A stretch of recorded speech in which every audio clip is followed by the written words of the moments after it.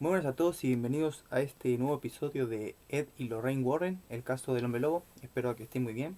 Perdón por atrasarme porque sé que estaba siguiéndolo a Fabi, un seguidor, Fabián, que estaba muy enganchado y se lo retrasé 5 días, perdón. Pero vamos a continuar, este video te lo dedico a vos. Y vamos a subir dos videos sobre este tema porque justamente el hombre lobo. Justamente este capítulo es un poquito largo, que es la entrevista de el joven Bill Ramsey, que sería como una introducción de quién es Bill. Y después justamente viene la entrevista, algo que estoy muy ansioso de leerlo porque es justamente un ping-pong de preguntas y respuestas y voy a intentar de actuar los personajes porque me gusta porque es un estilo tipo teatro, no sé si vieron alguna vez cómo se lee el guión de un teatro, sería por ejemplo, no sé si son dos personajes, por ejemplo Ezequiel y Alejandro, ¿no? Aparece el nombre Ezequiel y lo que dice, y en qué tono, en qué estilo de ánimo y demás, y después Alejandro, y así hacen como que una charla y cada uno hace su personaje. Algo que me gustaba hacer mucho de chico. Creo que eso fue algo que nos recomendó la profesora de poesía, que fue un lujo. La verdad que me enganché siempre con lo que es tema libros. Así que no quiero divagar mucho, vamos directamente a leer El joven Bill Ramsey. De joven, Bill Ramsey no destacó en nada especial. Le gustaban los deportes, las chicas, el cine y pasear por la ciudad cuando ésta se preparaba para recibir a los turistas. A Bill le gustaba imaginarse a sí mismo como uno de los visitantes recién llegado a la localidad, con un buen puñado de monedas en el bolsillo, y la posibilidad de conocer a una de esas chicas dulces y hermosas que siempre se mantenían en la órbita de sus remilgadas y formales madres. Desde muy temprana edad, Bill desempeñó numerosos empleos. La tradición de la clase trabajadora británica es muy simple. Desde el momento en que puedes coger un martillo, levantar una pala o cargar con un tubo de basura, empiezas a trabajar. Bill trabajó, y gracias a Dios que lo hizo porque durante los años en la escuela Hampstead Road y posteriormente cuando asistió al instituto para jóvenes South Chute Hall, fue un estudiante más bien mediocre. No obstante, el inglés y el francés se le daban excepcionalmente bien. Le encantaban las lenguas y las historias. Pese, pese que no era un chico tonto, de hecho, algunos de los profesores aseguraban que Bill demostraba tener una gran curiosidad intelectual. Nunca fue capaz de concentrarse de manera sistemática en los estudios. Soy otro. No sé, es como que es difícil. Me cuesta mucho prestar atención a algo cuando no me interesa. Si no yo siento que no me interesa el tema de lo que sea, no va a entrar, no hay manera. Es como que soy muy selectivo con mi memoria. Por eso también me cuesta mucho recordar gente sin por lo menos no dijimos hola y un hola. Es como que tiene que haber un porqué para que yo te recuerde. Si no, no puedo. Si me decís no, el fulanito que vive por acá a la vuelta, no. No. Si no lo vi y no charlamos nunca ni un minuto, no puedo recordar a la persona, por más que la haya visto 20.000 veces en mi vida. Es como que me gusta memorizar a base de algo, de un contacto, ¿no? No, ya divagué un poco. Mm, porque bueno, me sentí identificado. Siempre había un partido de fútbol por jugar. Bill lo hacía de portero. Aguante ese arquero también. Una chica por cortejar o una película que ver. A Bill le gustaba especialmente el cine. Las matines, las matinés de los sábados era un ritual sagrado. Sentado en la oscuridad sacramental de la sala de cine, en compañía de otros cientos de niños de clase trabajadora como él. Por aquel entonces, a la mayoría de los niños de su edad le gustaban las westerns americanas. Para un muchacho inglés, el salvaje oeste era como otro mundo. Grandes espacios abiertos, indios salvajes y héroes míticos como John Wayne y Randolph Scott. El cine era la gran evasión del Bill. Le encantaba sentarse en la butaca con sus palomitas y viajar a otras tierras y otra época. Por muy mal que fueran las cosas en la vida real, uno siempre podía confiar en las películas. Con el tiempo, el negocio turístico de South of Sea había disfrutado durante tantos años menguó hasta prácticamente desaparecer. Como nivel de vida general de los ingleses había mejorado sustancialmente. se pusieron de moda otros destinos vacacionales en el extranjero, entonces la mayoría de las poblaciones podía permitírselo. Fuera cual fuese el motivo, South of Sea ya no podía seguir confiando en el dinero procedente del turismo. Como resultado de ello, la pequeña ciudad pasó unos años largos y difíciles antes de volver a encontrar un modo de vida sostenible. Muchos sureños encontraron trabajos en Londres, a solo 65 kilómetros por la autopista del peaje. La ciudad se transformó paulatinamente, muchos negocios cerraron sus puertas, el parque de atracciones dejó de funcionar, incluso durante las noches de verano. South of Sea había dejado de ser el lugar predilecto al que ir si querías pasarlo bien. En aquel momento, ese lugar era Londres. Afortunadamente, con el paso del tiempo, dos grandes oficinas gubernamentales fijaron su sede en South of Sea, y algo más tarde, una importante empresa de tarjetas de crédito también se estableció en la localidad, lo que hizo que la economía recuperara al menos la apariencia de su antiguo esplendor. Uy, se me fue. Al principio de la década de 1960, un grupo de intelectuales estadounidenses marginados participó en un movimiento literario que llegaría a conocer con el nombre de Generación Beat. La poesía, la marihuana y el amor libre fueron los sellos definitivos de este movimiento. O al menos así fue como lo vio la prensa seria estadounidense. En Inglaterra hubo un movimiento similar, aunque allí sus miembros fueron apodados como los jóvenes enojados. Y a diferencia de sus homólogos estadounidenses, fue un movimiento principalmente obrero. Sábado noche, domingo mañana. Una novela poética pero sombría acerca de un joven trabajador británico. Se convirtió en la piedra angular del movimiento de los jóvenes enojados. Por tanto, era la época ideal para ser un duro trabajador, tanto en Londres como en sus alrededores. Por primera vez en la historia del Reino Unido, los jóvenes obreros disponían de una mítica romántica sobre su propia clase. Bill Ramsey, quien por entonces acababa de cumplir 20 años, era muy consciente del cambio social que estaba produciendo a su alrededor. Después de dejar el instituto de 1958, 2 años antes de graduarse, pasó por diversos empleos no especializados en el sector de la construcción, antes de descubrir, para su alivio y el de su cuenta corriente, que tenía un auténtico talento como carpintero.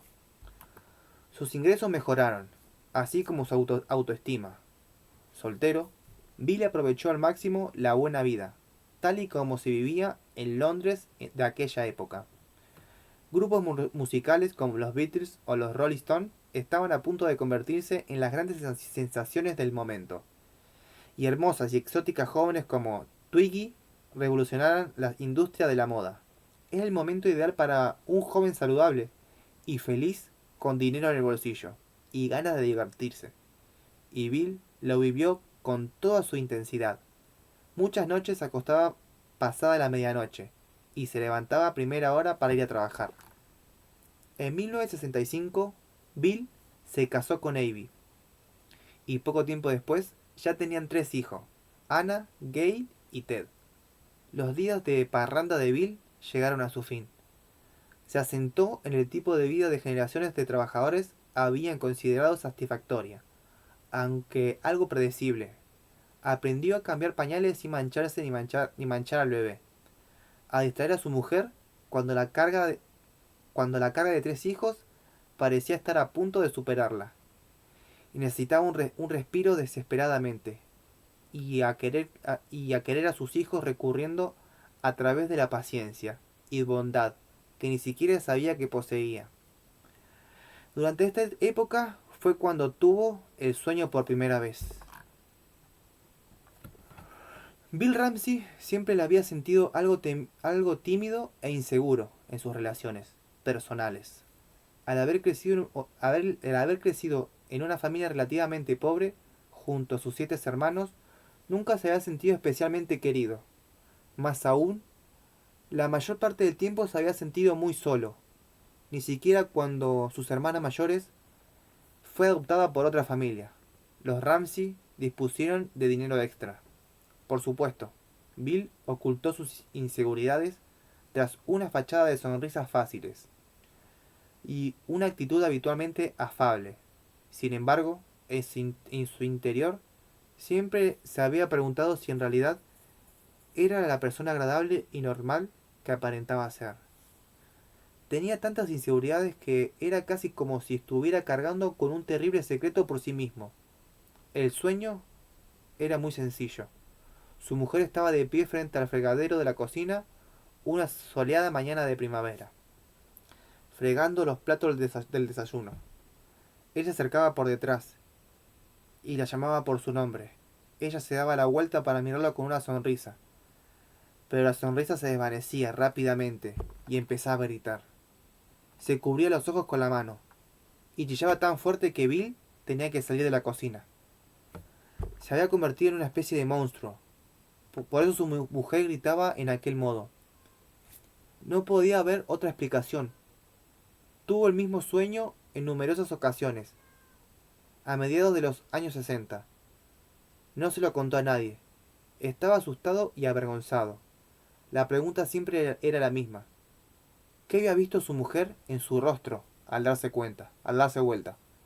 ¿Qué podía ser tan horrible para que gritara de aquel modo y para obligarle a él a huir? Durante el verano de 1967 dejó de tener el sueño. No volvió a despertarse empapado en sudor ni agotado tras dar vuelta en la cama. Dejó de tocarse la cara cada mañana para comprobar si todo estaba bien. Su vida recuperó la normalidad. Sus hijos se hacían mayores. La familia había logrado ahorrar algo de dinero. Y Bill y Abby nunca habían estado más enamorados. Bill no volvió a pensar en el sueño. Hasta un año y medio después, durante una intensa nevada. Se despertó en mitad de la noche. La habitación estaba oscura. A su lado, Abby dormía plácidamente. Al principio se sintió confuso. No sabía muy bien por qué se había despertado. Incluso llegó a pensar que estaba soñando. Pero entonces oyó el rugido de un animal en la oscuridad. Había una bestia agazapada en las sombras de la habitación, preparada para atacar. ¡Santos cielos! ¿Cómo era posible? Volvió a oír el rugido. Bill se quedó petrificado, incapaz de mover un solo músculo. Se sintió como un cobarde. Debería estar de pie, defendiendo a su familia, pero en cambio estaba... Volvió a oír el rugido. Y esta vez se dio cuenta de dónde provenía. De él mismo, de su propio pecho.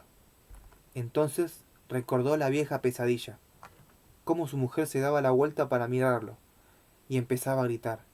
Analizó el rugido animal que brotaba de su pecho y su garganta. ¿Era aquello lo que había asustado a Abby en el sueño? ¿Se había convertido en algún tipo de bestia?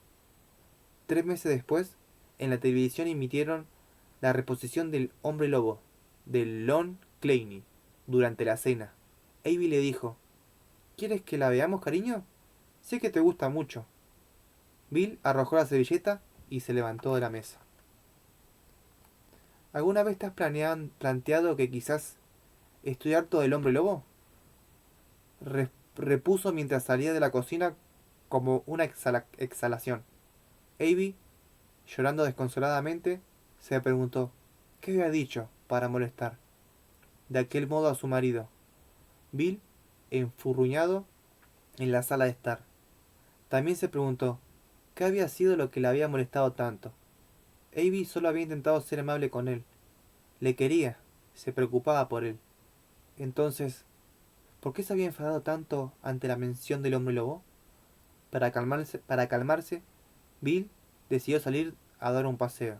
Estaba enojado consigo mismo por haber tratado mal a Abby.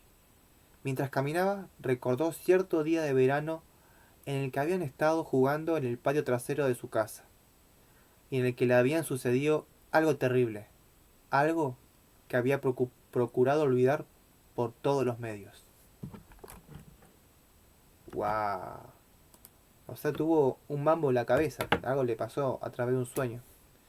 ¡Qué locura! ¡Qué mambo! ¡Qué mambo! Es como que es un switch que le pasa a la persona, es como que un trastorno, algo le pasa que hace pim pum, se va de A a B y queda ahí. O es una transición, pero ya hubo un comienzo de algo de este trastorno que está sufriendo el chabón. Así que, wow, interesante. Espero haberlo leído lo mejor posible. Eh, Todo va a mejorar el día que me pueda poner mi microfonito acá y yo pueda estar así, así como estoy ahora. ¿Ah? Puedo estar así, como que estoy todo torcido y duro. Pero bueno, dicho lo dicho, espero que hayan disfrutado. Nos vemos en el próximo capítulo. Ahora yo voy a leer la continuación, que es la parte de la entrevista. La voy a hacer hoy. Y capaz que la dejo para que se suba para el martes. Así cubro los días de que quiero subir los videos. Así que espero que lo disfruten como yo. Nos vemos en el próximo capítulo. Recuerden darle like y suscribirse por favor para seguir creciendo en este proyecto de la locura de que son las letras. Las letras.